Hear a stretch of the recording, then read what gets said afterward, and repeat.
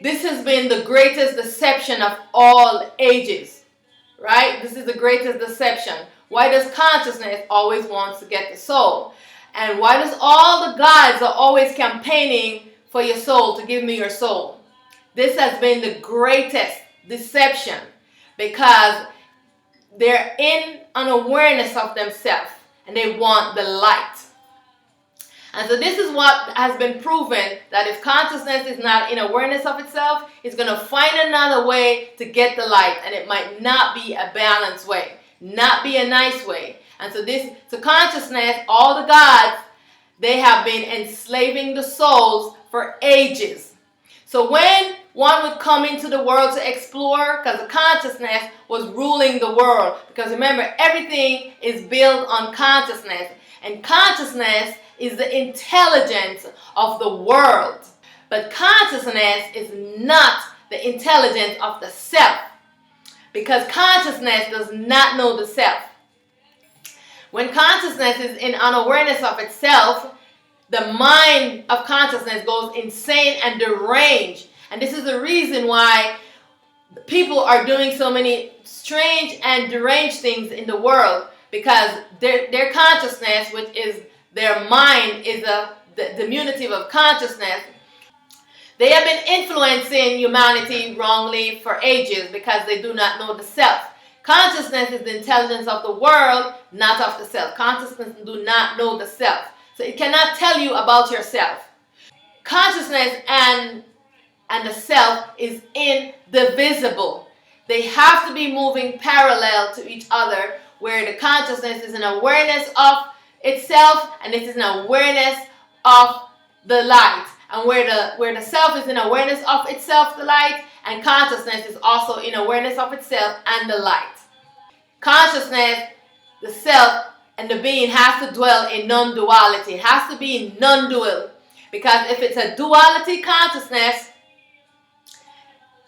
it's going to be a crazy mind.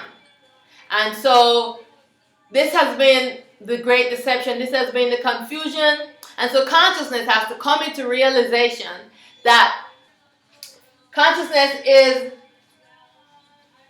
let me show you for you. Consciousness is magnetic particles, is a masculine principle. It's the dark matter, it's positive charge. It's dark, it's the moon, it's mind, it's thought, sound, and it's creation.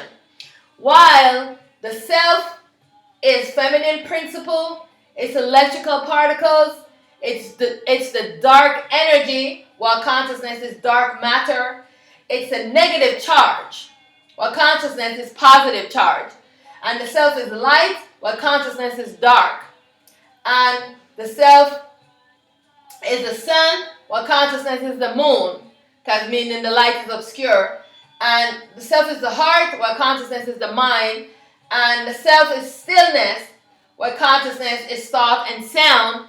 And the self is void when consciousness is creation. So they complement each other. So there is no competition. They have to be running parallel because they're indivisible. If you divide them and separate them, there's going to be chaos. And this is the reason why our world is in chaos. Our world is in chaos because consciousness is not in awareness of itself. The mind, the ego, is not in awareness of itself. So both of you, the consciousness beings, the gods, and the human beings, have the same problem. Searching outside of yourself for what you have within you. So go looking within. Consciousness has to come to self-realization. Human beings have to come to self-realization. Alright? So self-realization is the key. Consciousness has to come to self-realization. Itself is obscure, be hidden within itself, and that the self is its real self, and not the consciousness, the mind. And human beings have to do the same thing. That your God is hiding, hidden behind the mind, obscure. You have to go and wake it up.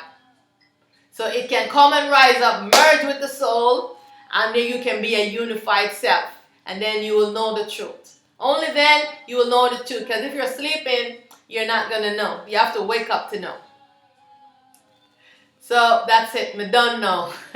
Me done talk. Wake up. Know thyself, please.